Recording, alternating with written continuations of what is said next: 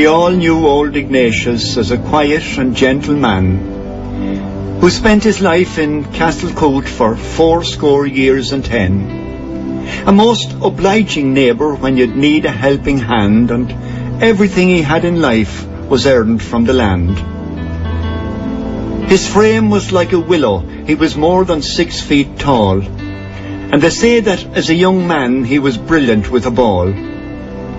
He worked the soil in daily toil to meet their few demands, and the story of his labours was well written on his hands. He married Katie Kelly, and she brought him lots of joy. They say his life was built around his wife and only boy. He always said that Johnny was a gift from heaven sent, and he used to take him with him nearly everywhere he went. But time brings many changes, and so sadly came the day Ignatius sat by Katie's bed and watched her pass away. And no one saw him shed a tear, though friends and neighbours came, but each one said with Katie dead, he'd never be the same. Young Johnny was a scholar, and he's working in finance. They say the job has prospects, so he's likely to advance. He married well, a girl from town, and a flower shop she owns. And Ignatius is a granddad now, for they have 2 little sons. The house is very different though, not homely like before, and the boots you wear around the farm are left outside the door. The place is renovated with strange pictures on the wall, and they rarely see a neighbour, for they never come to call.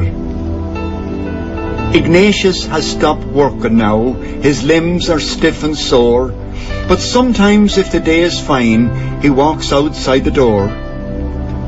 He loves to gaze across the fields while sitting on the wall, but he's warned now to stay inside in case he gets a fall.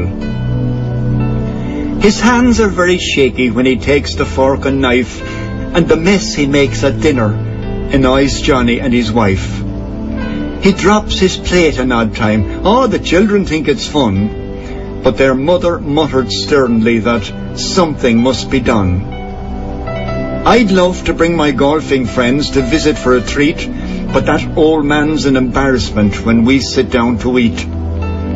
I teach the children etiquette, but I really do give up, for they get such bad example when that old man starts to slop.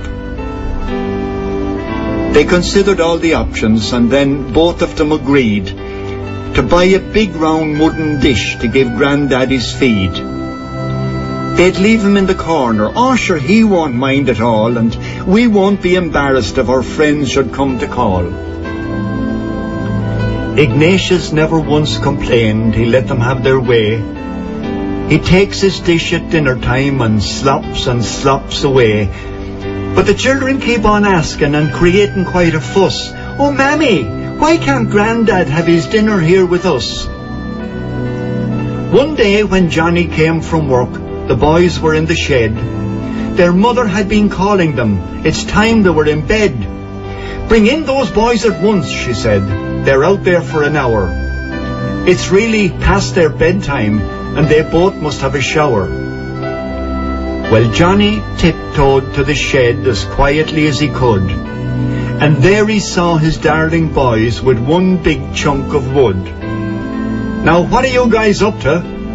I hope you're not being bold. No, Da.